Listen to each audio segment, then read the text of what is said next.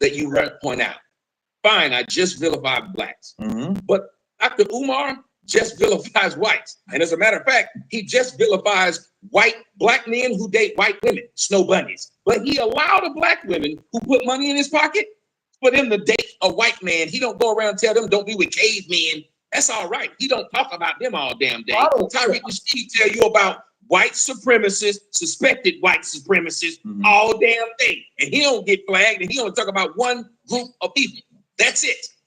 So if you can't tell me that I only talk about one group of people when a lot of people only talk about one damn group. The Jews only talk about the Palestinians. Right. One group. And ain't nobody kicking them off because they do it. You need to talk about the Jews. Most people, if you're a masculinist, you talk about women. If you're a feminist, you talk about men. It is crazy to say, oh, you should be talking about a lot of things. No, I shouldn't. I'm a painter, and I want to talk about paint. Now, if you want to talk about lumber, then you do it because you're a construction guy. But don't tell me I should talk about every part of the house. Right. But whatever you talk about, you have to give appropriate history for. You made a point to say you're not going to talk about the past. You also mentioned earlier in this dialogue that we're not taught history. Black people, if you in 2024, if you start going to black people, start telling about history, it's going to be like this stick right here. It's going to be slavery, integration, and we're here right now. There's going to be nothing in between.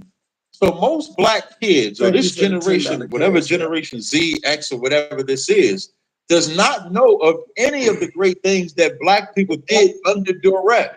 Why is that important? Because black people are under duress today. So if they don't have anything that inspires them, they'll have nothing to look at. So you gave an analogy like the father that was the fighter, and then he looks at his son. If the father don't tell the son about how he used to fight, how is he going to now learn to fight himself? He's not. So we have to be that generation that comes along and says, okay, black people did this, but this is the root cause of it. Why?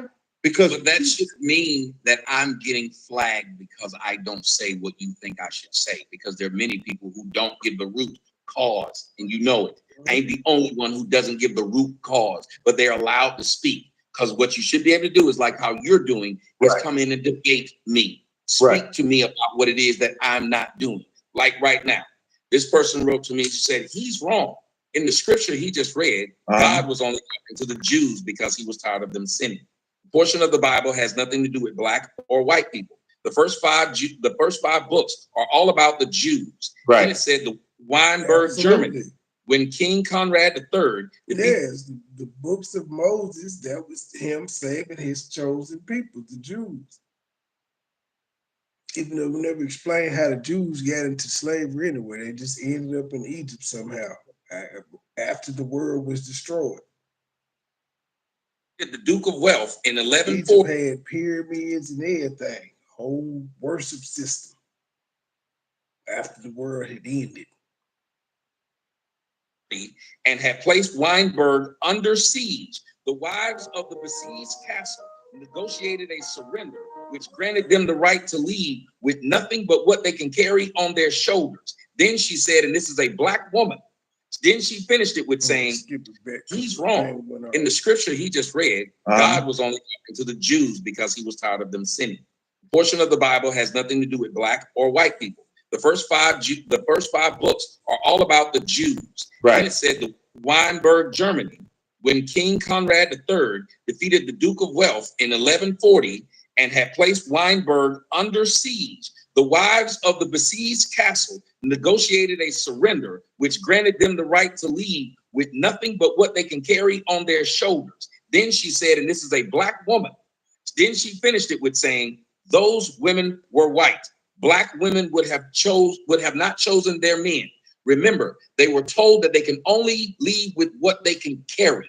You just told me about how black women decided to go with the state instead of with their man because the state could give them a little more crumbs than they could get at home. Yet these women left all their earthly possessions to leave with their man when they could have stayed with the men who were the marauders. And they said, I'd rather have what I can carry on my shoulder and walk out with my man than live in your castle. That's what they did. And let me tell you something. That was black women and black men in history in America. It only changed.